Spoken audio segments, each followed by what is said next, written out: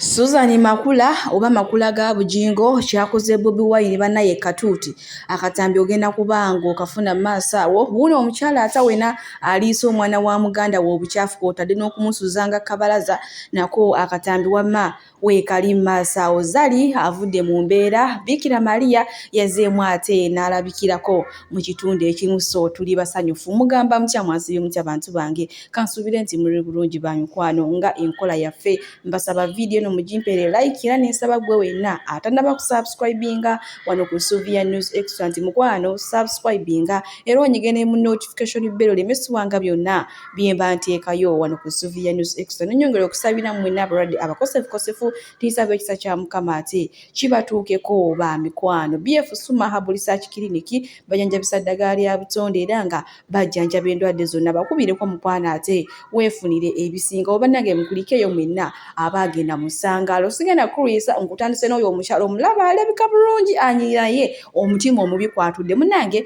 abadde abeera n'omwana wa muganda we muganda wono bambi yagenda bweru Saudi Arabia kunoonya kasente naye akyuse ku bulamu bujjukira abasajja b'ennaku zino obuvunaanyizibwa baabusuula baabulekera ffe abakyala munange bwe yakwata omwana oyo gwolaba bebi n'amulekera nga wa mwaka gumu naye omukyala baamuguddeko ng'abonyaabonya omwana tamuwa mmere amusuza kabalaza nga tayambadde ku buno obudde obw'empewo ku buno obudde obw'obugigi mazima omwana omutono ngenda kubanga mbatuusako wano akatambi omukyala ng'agezaako okwennyonnyola naye kati w'obeera gw'ono omukyala omukolera ki banyi basobola okumpa endowooza y'ataawo mu comment section naye ng'abakyala tukyuse emitima emibi gyaki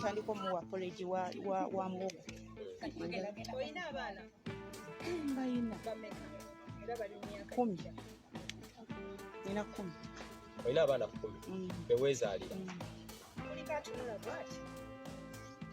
nedda ti omwana abadde akusanyusa mu mbeera gyali nedda okozeewo ekyokulaba nti nno abeera mu mbeera anti nkugambye nti emabegako abadde mulwadde nga muwa kubuulibwa muwovu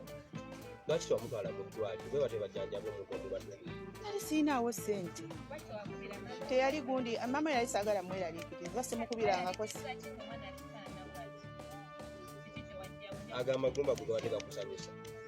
asangiddwa ng'ali mu nebaketi ng'ali mu kwoza yabadde yeeyoleza bwayonoona nedda tayeeyoleza ngoyeza kuba oyo omwana tasobola kukwata lugoye n'alwoza ne lutukula nze kennyini ze ntadde amazzi mu bbaafu kuba bulijjo era buli kimu abadde ng'akikolera awo kiwulira nga tuteeka which is okay anti nkubuulira nze ntadde amazzi mu baketi nze mwennyini ne ndikwata engoye ne nziteekamu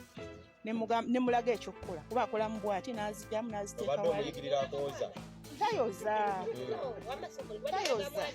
bakyala bannange ate awo we tutuuse omukyala ono omutunuulira n'omutwe ne gukuluma mulungi ku face naye ng'ate omutima gwe muddugavu nnyo nnyini ddala ono omwana batugambye abadde asuula kabalaza nga w'omulaba awo nga talya wegamba ekyokulya ekyabadde alya gibadde miggo gibadde mpi nakumwozesa bukyafu bwe naye bannange mukama atusaasire naffe abakyala munange bwe tweyongerayo ewa kabakko munange bagamba tebifaanana abifuna kabakko nendabika gy'omulabamu alinga ng'omuyaaye alinga nga atasobola bufumbo naye munange obufumbo bukwasiza bukwaku era nga wenjogera munange olunaku olwaleero baby mama mukyala waffe omulungi mukyala kabako ate atukubiddewo baby girl kwegamba essanyu eriri kabaka agambye enzaani biki abasajja bw'olabanga abategeerekeka abatalinga kabako obufumbo bwabalema baalemererwa ddala okuwasa abakyala kyokka ate ye kabako ayina omukazi ate nga yamugula n'ewaabwe yamwanjula si mukazi mbu bino simanya kawundo kakubye eddirisa mbw ate bikino omukyala omukukuutivu bana wetuli munange bwe tweyongerayo ate ne Solomoni Kampala ono ye munange asazeewo wiiki agitandike bwati munange ne mukyala waffe bano nno baakaweza anniversary ey'omwaka gwabwe nga bali mu laavu nga woolabaawo ne maama ebyokuzaala sitole ekyomwaka guwe simba mulinawo okubanga nga waliwo ekiriwo kale ng'olubuto olutanuse otulisiko okuzimbazimbamuko bannange Solomoni totulwisa munange mu nsonga eyo ffe tulinze kulera bazzukulu ewali wonna ate tuli bangi abeesunze okulera abazzukulu kale bwe tuli bwe tweyongerayo ne Honorable Kasolo bannange basaidi kiiki mwekaabireko bannange gwe wenna ng'oliyo saidi kiiki munaye kaamanya omusajja takwagala omusajja akwagala kola olunaku lwabeera atabuseemu ne mukyala we munnange tumanyi bulungi nnyo Honorable Kasolo alina abakyala bangi naye ng'ono gwolaba oyo gwazina naye webeekwata sikwizi webeekiisinga webakola ki ye mukyala we omukulu Munnanga ayina abakyala kuliko Princess Amira n'abakyala wabala ate nabo obuvunaanyizibwa naye nga mulowooza olunaku lw'ejjo balabiseeko kati nno munnaye bukino wentegeeza sayidi kiki gwe wenna weekaabireko omusajja tali kwagala noonya musajja wova ku ebyo muli ku musajja mufumbe kasita ndabirira kasita ansasulira ennyumba mukyala oyo omusajja si wuwo olunaku lwakubidde essimu lwabeera ataguseemu ate naye mukyala we ow'ewaka naye singa batereeza ensonga ajja kuddayo kale bwe tuli bwe tweyongerayo ewa Farida Nakazi bannange nyongero bajjukiza ono yavudde dda ku lujja naye bannange ono omukyala akweka ebyama yavuddeko nga tewali n'omu akitegedde twalabye ebifaananyi ne twebuuza Farida Nakazi we mazima ne muntu yako emikolo bwe gityo naye nga nyongero bajjukiza taata bebi makutoomu ono ye yajja amazeeko tewali byakubeeza omwana w'abandi ku lujja era nga wenjogerera buno obudde Farida Nakazi we ali bamututte mukyala mufumbo sibi ebiri simanya nakyeyombekere naye nga mu kiseera kye kimu nyongero bakulisayo mwe mwenna abaagenda mu ssangaalo bannange mukulikireeyo ddala munnange ekyalisiwa Asiya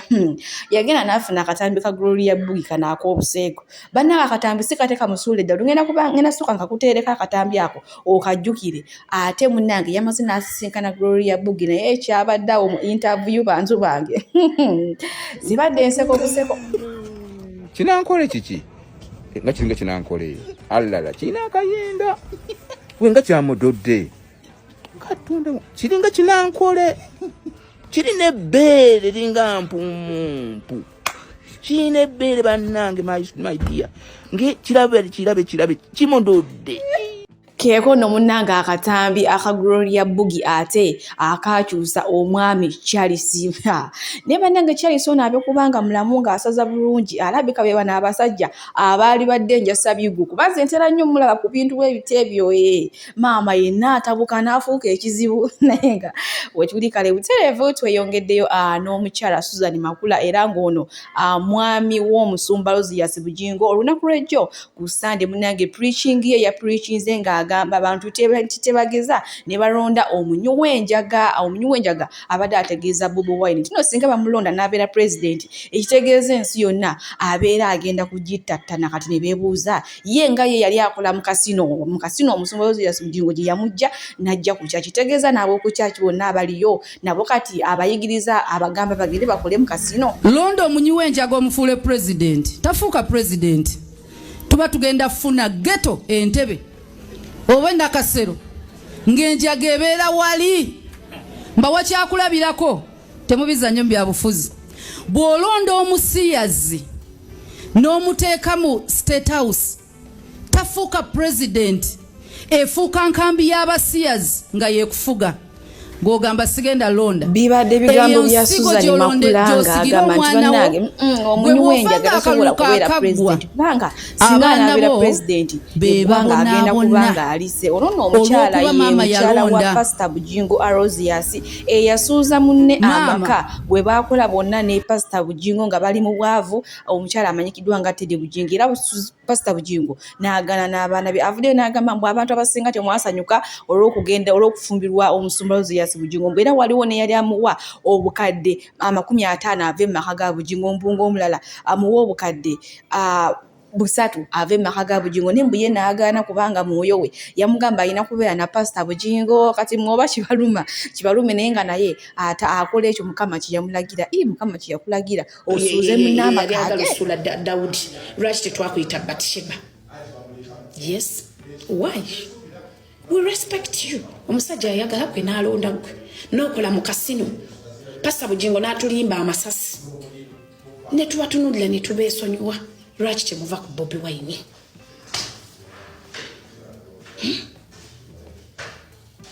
namumuli awo nno we tutuuse bantu bange bamugambye obanga olina ky'oyagala era ng'owuli okyagala okubeera ewa Bujingo mirembe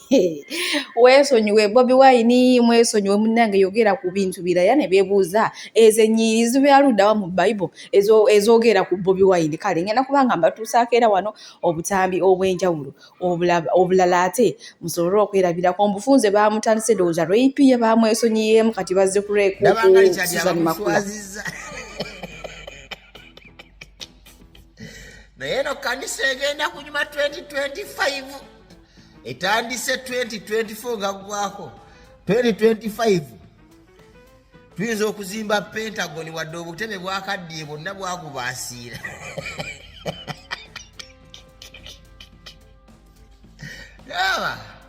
Pastor Bujingo osetinga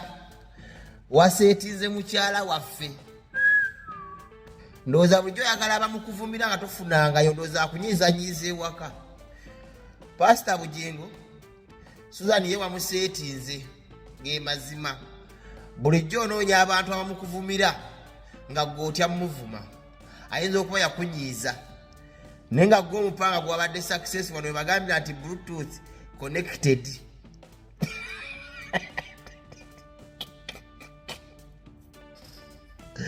Pastor Bujingo agenza okulaba ng'akooya omuvuma yekka n'agamba waayi kandeete ne kaddulubaale wange bavuma.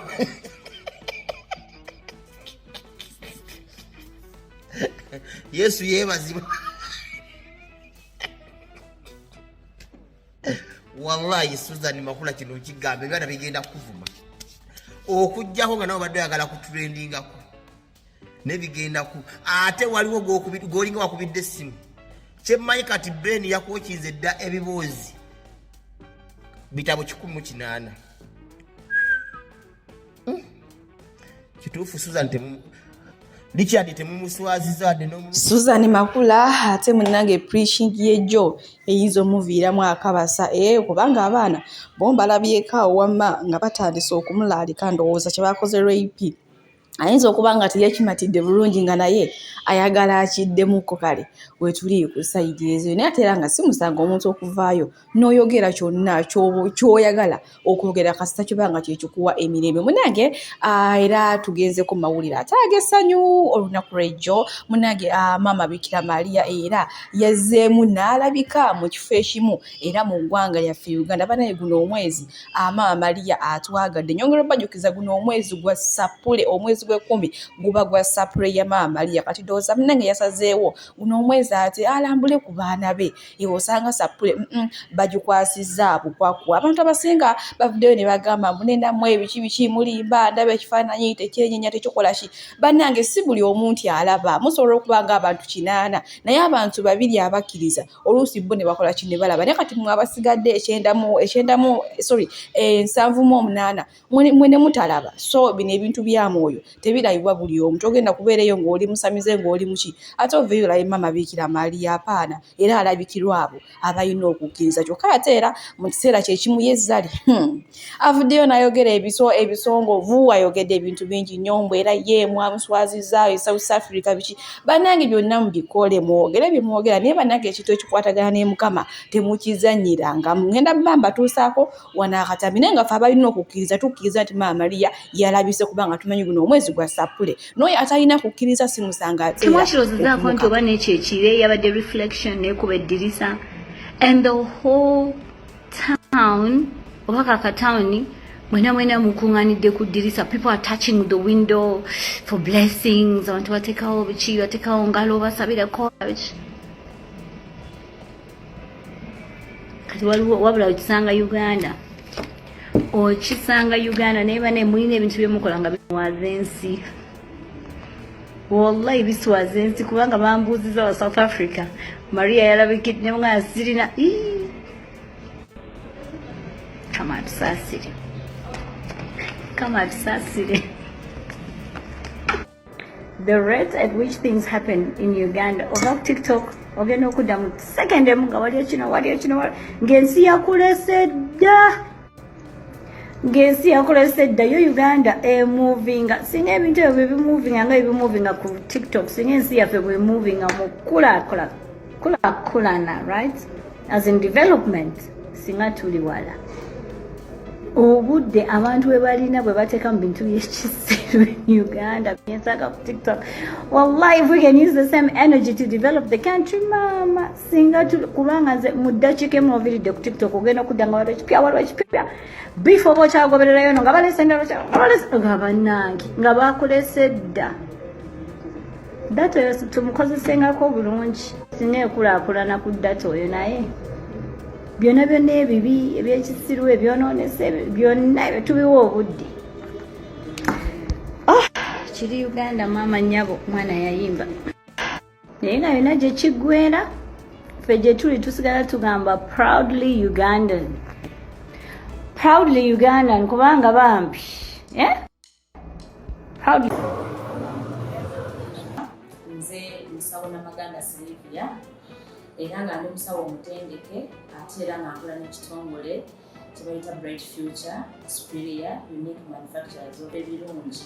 kikola eddagala erya habo nga lirya 100% natural. Alina osteoporosis, alina rheumatoid arthritis, alina ebirwadde by'emitawaana bya joints, omugongo, afunye accident, bannange byose by'enjawulo. Kaddio kitegeeza omutima, fasitula kitegeeza era olina omuntu takyajjukira ebintu by'afudde oluusi yeerabirayo, alina alzheimer's, memory loss, olina omwana takola bulungi mu kilaasi, bannange omuliza akyankalana eddagala likola bulungi ku baana. Tulina mu katika kano bayita prostate relax. Kano akadagala kayamba abaana okutangira prostate cancer, kabayamba alina prostate enlargement, bannange olina kansa atandiikiriza ali mu stage esookola ey'okubiri. Mugambe oba sisitawo oba bradawo oba mukwano mugambe ajja kusangala kano kagenda kuddamu kulowooza ku ebirwadde. Enkwaso ze tezimala kamuyamba okuyingiza enkwaso ze okukyawo. Bannange tulina expowerman bw'aba nga alina enkwaso ze tezimala kano kayamba okuyingiza enkwaso ze afuna premature ejaculation bw'aba tuse mu kisaawa amala mangu kano kandida oba in harmful bacterias.